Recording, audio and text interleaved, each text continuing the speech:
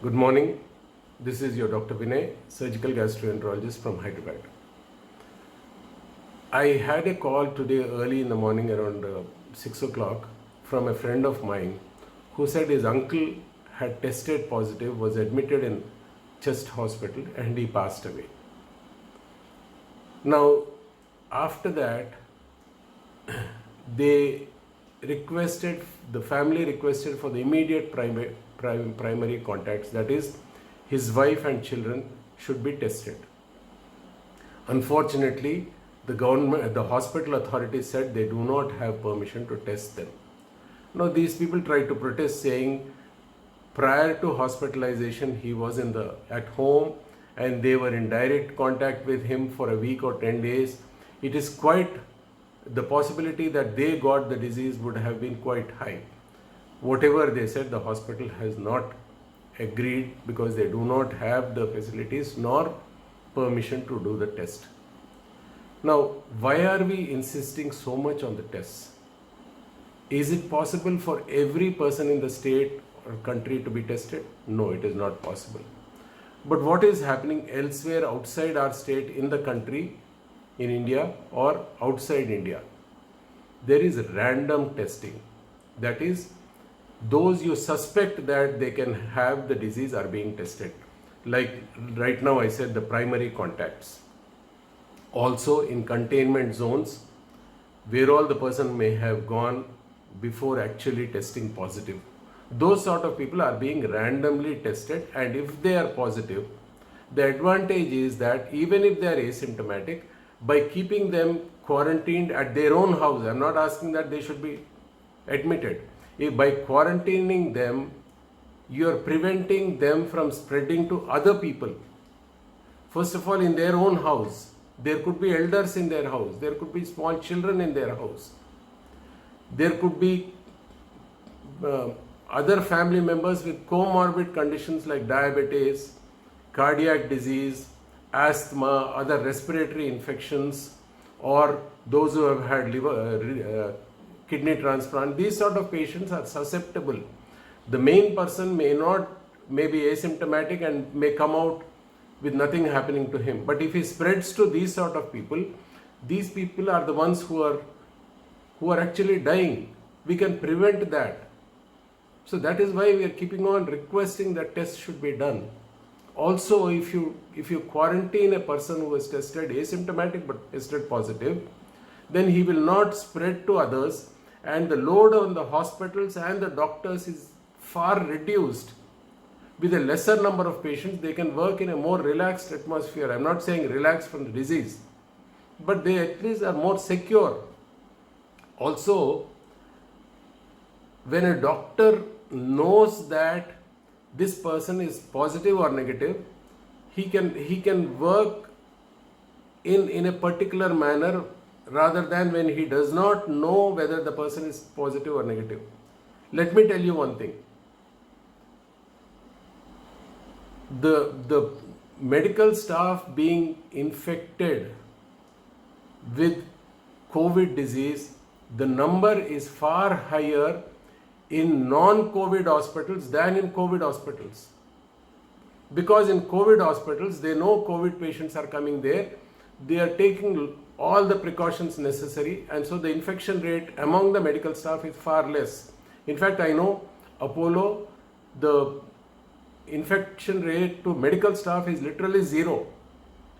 On the other hand, in a non-COVID hospital, the medical staff is taking it for granted that a COVID patient will not come there. So when an asymptomatic patient is coming, they are not taking as much precautions and they are getting infected. So the medical staff in a non-COVID hospital is far higher than in a COVID hospital. This is a very important thing we need to know. And then finally, when a patient goes to a COVID hospital with, let's say, some other problem like appendicitis, and if he has a fever and cough, the hospital is putting him in the COVID isolation ward, sending his blood and throat swab for testing. Now, where do they have to send? To NIMS or to Gandhi Hospital. Both these places are absolutely overloaded with requests for tests.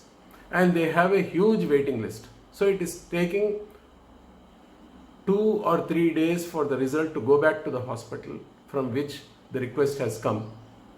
Now in that hospital, this patient is in the COVID ward for 2 days.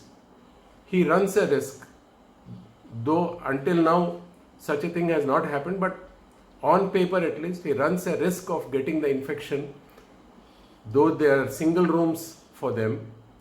But then the doctor is going from this patient from a COVID patient to a non-COVID patient, he runs a risk of getting the infection. Another important point here is that for the 2 or 3 days, since the hospital is taking a lot of precautions, expensive equipment, they are charging 70 to 80,000 per day in the COVID ward. Now for 2 days it becomes 1,80,000, 1,60,000. 3 days it becomes 2.5 lakhs. Now after staying there for 2 to 3 days, the patient, the result comes in as negative, he is shifted to the ward. Now for no reason of his, for not having the infection, but being placed in the COVID ward, he is paying 2.5 lakhs. On the other hand, if the hospital had a direct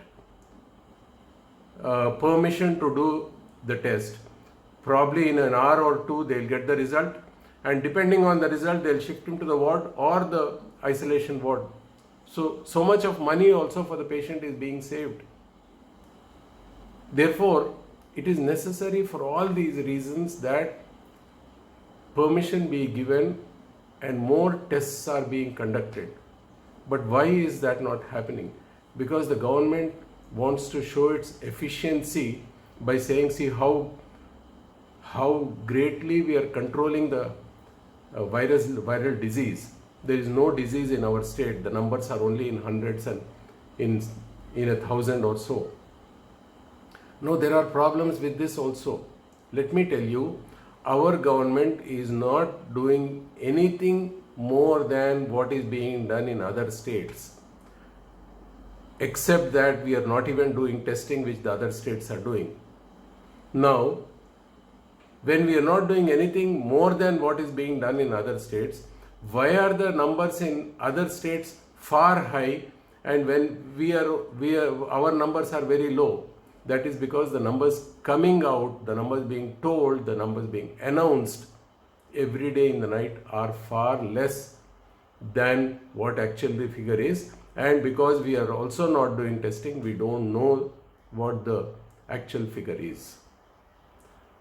Now, the other major problem with this is that if the numbers are less, people are getting confident. Our government is taking fantastic control of the disease. There is no disease in our state, and they are moving about. Therefore, you saw what happened in the fish market the other day, what happened in the at the wine shops. There are traffic jams outside.